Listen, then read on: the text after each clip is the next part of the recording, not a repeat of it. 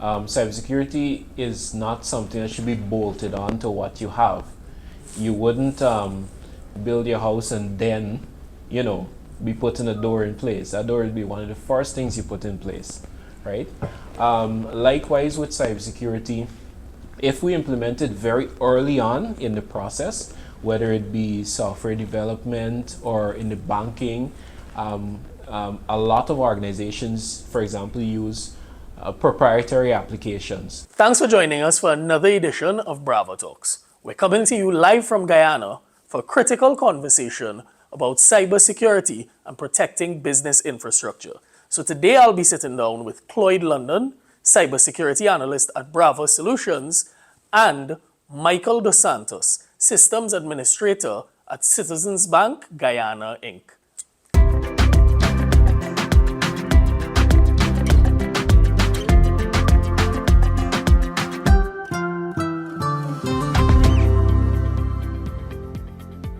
Gents, thanks for taking the time to join us. Thank you too. I'll start off with you, Michael.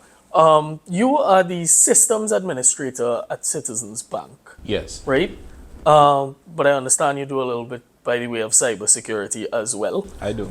Can you just share with us and the audience what kind of brought you along the journey to this point in your career? How did Michael get here? Well, Michael started out in regular IT. Okay. As a kid, I always was interested in computers. I got my first computer at 13 years old. And my first challenge was trying to put together all the wires in the right spot to make this thing turn on. And then over the course of the journey of using computers for school and what's not, I recognized that these things are not that secure. There were ways to get around some things. And then with a little bit more digging, I realized, hey, there's a whole field out there that is all about securing computers, and that really sparked my interest. And so from that young age, I realized that I want to do cybersecurity. Awesome. And Clyde, I'll ask you to do the same. Just share with us a little bit about your journey. My journey in the field of IT began at the age of 14 years old. It was in high school. But it wasn't much really dominantly in IT, right? And I can remember in high school whereby I focused on doing work like to fix amplifiers, the circuits, the transistors and the capacitors, those circuits really. And as I continued to evolve and accelerate at the CXC level, what I decided to do is actually start to show interest in those circuit boards that are in the computer as well. Let me see how these circuits are actually set up, right, in a computer. And from there now, I started to now try to understand how the hard drive works, how the processor work as well too. So I started to now give a deep dive. Then likewise too, I can recall from my father, there was a business that he had in security, but it was on the physical security, dealing with cameras as well as access controls. And I used to, every time school closed, I would go on a system to install cameras and motion sensors and so on. So the security niche started from since then, and then I started to show interest in computers. Then there was a time whereby my father had a business whereby he used to do physical security installations. There's like cameras, motion sensors, access controls, and so on. And every time school closed, I would now actually be with him to assist him installing those devices. Over the time, yes, it became to me a bit not too fun anymore because I was doing one thing over and over. And I started to show interest in computers as well, finding ways of how to use secure computers. As Michael just said before, there were many ways a person can get access into a computer. So my interest sparked from there to say, okay, let me see what ways and means I could now secure the password, make the password much more difficult for anybody to get access into your account. Let me see how I could now secure your emails as well too. Let me see how, if I'm going to send a file, right, how can I encrypt that file as well? So when I send it to the recipient, right, they're the only person have direct access on that file as well. So from there, my security endeavor, it just started to grow and grow and grow from the dealing with circuits to physical security now into cybersecurity. And here I am on today like now. Right. So what I find particularly interesting is you both mentioned during your answers how computers aren't necessarily secure. Right. But it's funny because in terms of the cybersecurity landscape, it's us that make things not secure, right? Yes. Human error is the leading cause of cyber attacks. Right. So, Michael, especially protecting very sensitive data at a place like the bank, how much of that is a concern for you? Well, it's a huge concern because we are literally safeguarding people's identities, people's livelihoods, your life savings. So it is a huge concern. It would keep me up at night if I'm not careful.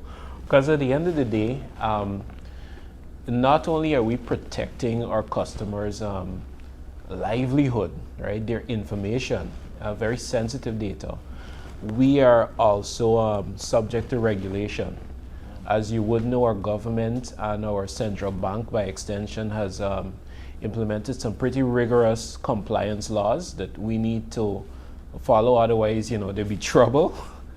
So, but it's not even about that. It's about the fact that if we mess up, the consequences are serious and far-reaching.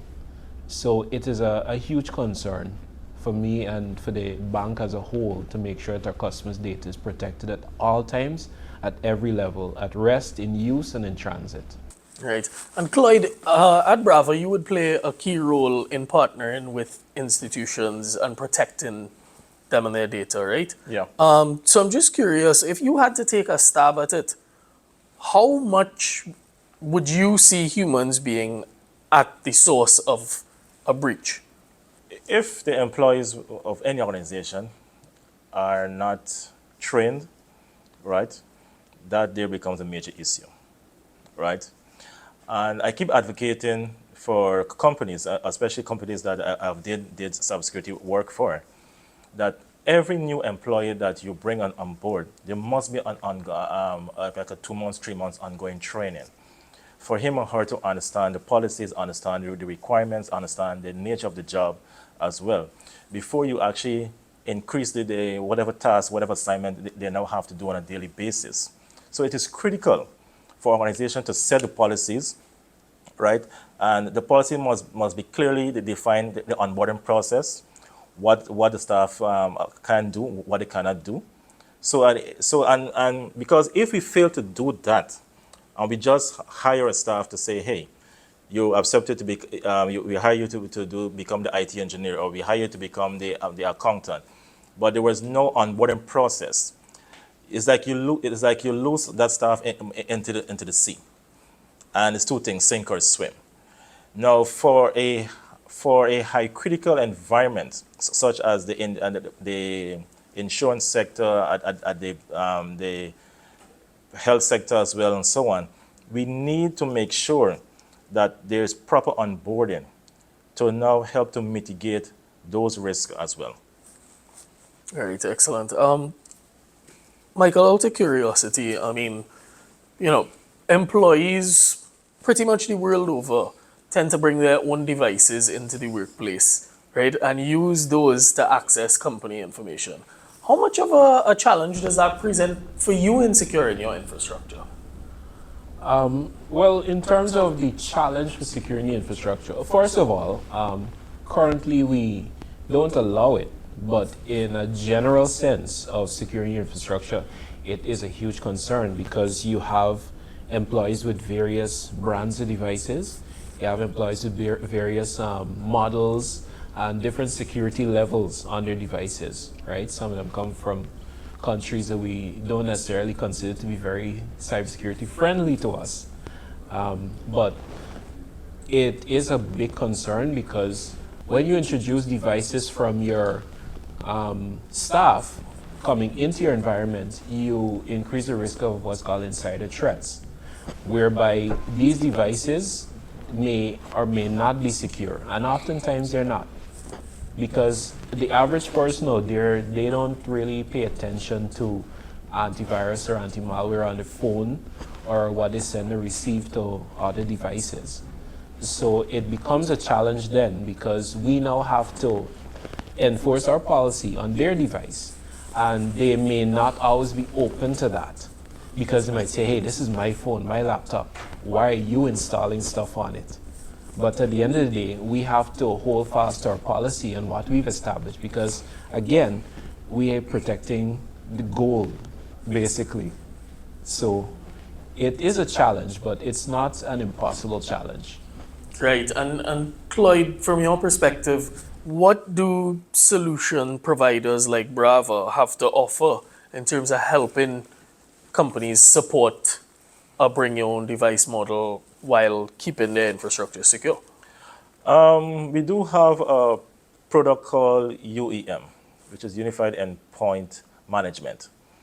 It's advanced artificial intelligence antivirus infrastructure, whereby organizations can actually subscribe for the service, and based on those devices, whereby staff, the company may not be in a position to purchase several cell phone, tablets, computers as well for the staff. Yes, they can bring their devices and still do work from home, and also to execute assignments for the company from their personal device. But what that does, it actually segments the information that they have access to with the company. So it does not interfere with the end user personal files, right? Whether it's pictures or whether it's file, whatever information, it doesn't interfere with that. It's just that we segment, right, the hard drive on that device. So anything on the left-hand side belongs to the company. So, and that file is encrypted as well. And likewise, your files that you currently use on a normal basis is not encrypted. So you have full access to your files. Now, I do believe it's a good initiative most organizations should take, since this now ease the kind of tension, right? And it's also to mitigate the risk of having insider threats as well. Not only insider threats, but it's also to mitigate the level of information leakage. So let's say that company is working on a special project. Now, eventually, let's say and that employee is communicating back to management from the cell phone, whether from home or from out of the country. That file is still isolated, it's locked down. So they cannot now transpose that file to WhatsApp and their account to send it to another phone or to another user. So they could only work within that space and communicate back at the office. So with that being said, it is critical. Most companies should have it. They should see the benefits of it, right? Because this is whereby you are actually going to keep the costs down to now go and purchase several laptops, cell phones, these end user devices. So I do see it as a necessity. Companies should be trying to push for. Right. So we've spoken about human error. We've spoken about endpoints as a source of threats. Michael, I'm going to put you in the hot seat a little bit. What are the other challenges that you face in terms of protecting your infrastructure? Because you are protecting probably one of the most sought after commodities for any cyber criminal. Well, it's a pretty broad question, but to sum it all up in terms of what are the challenges, the biggest challenge probably I would say is the culture of the organization. Not necessarily my organization, but wherever you go, there is something called organizational culture. And if the culture is set a certain way, if it's been like that long enough, it tends to be hard to break, right? And cybersecurity is relatively young in Guyana. So the culture right now is not really set in being secure online or with data. So the biggest challenge, or one of the biggest challenges, would be having your co-workers, your colleagues adopt a cybersecure culture. Fortunately for Citizens Bank, it's been very easy. We have a very dynamic team, people that want to learn, that understand the risk and the need to protect. So thankfully I don't have that challenge.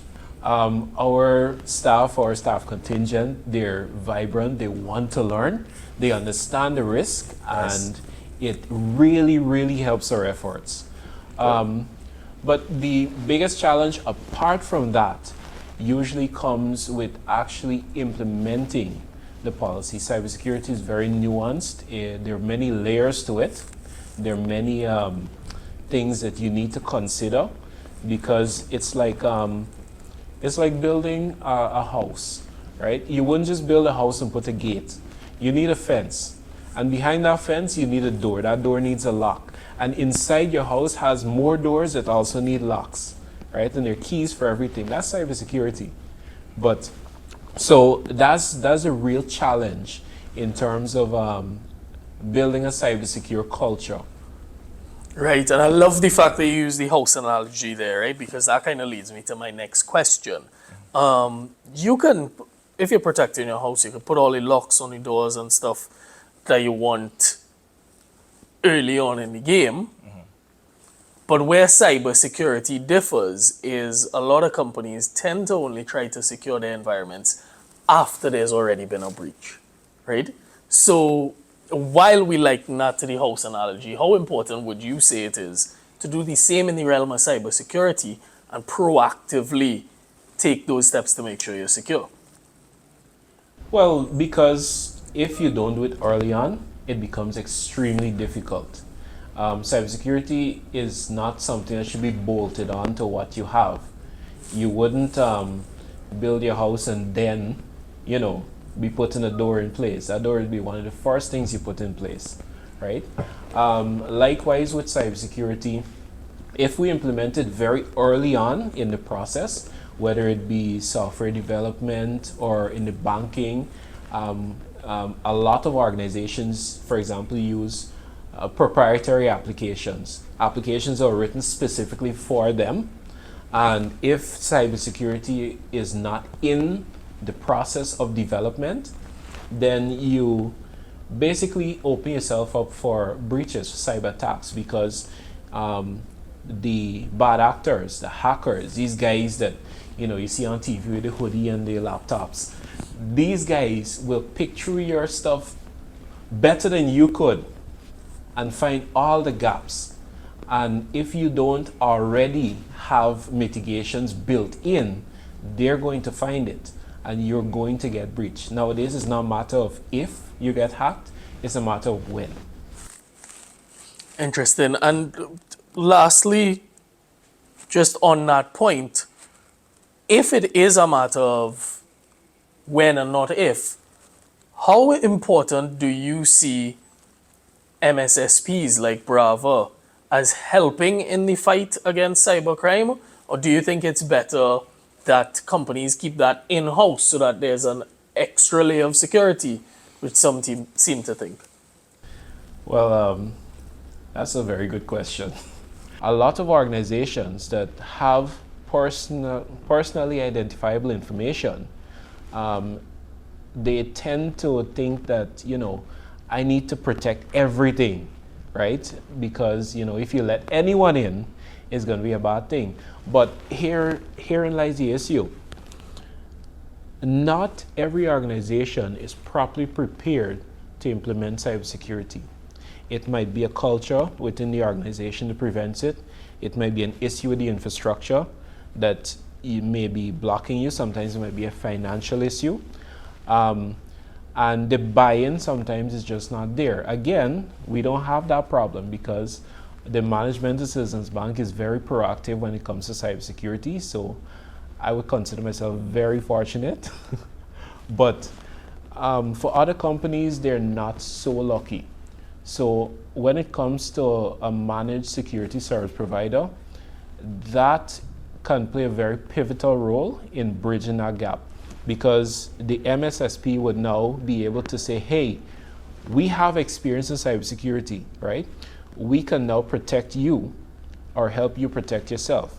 So things like policy creation, all the locks, all the doors, the fences, they can help to build you up so that you are better protected. And speed is essential. With the advent of AI, threats are evolving on a daily, sometimes an hourly rate. Every day you wake up to see a new threat, a new exploit, something that's happening around the world or right in your own backyard. And well, obviously we use a lot of devices, a lot of equipment from various manufacturers, various vendors, and these are being exploited on a daily basis. So speed is essential. So when it comes to using an MSSP, you have the advantage of somebody that is already experienced in the areas that you need to cover. And they may even be able to point out things that you may have missed if you were trying it by yourself. And it does help to cut down costs, especially when you don't have staff to dedicate towards a cybersecurity battle. And you do need staff. You can't say, hey, you're an IT guy, you handle this. No, it can't work that way. There's a lot more than just IT to it. Excellent. I mean, gents, this is a broad topic, and we could sit here and talk about cybersecurity pretty much all day, but I'm afraid we're out of time, right? I can definitely say I have gained some valuable insight from the discussion, and I'm sure our viewers have as well. So thank you so much for taking the time out to join us, and thank you for tuning in to another episode of Brava Talks.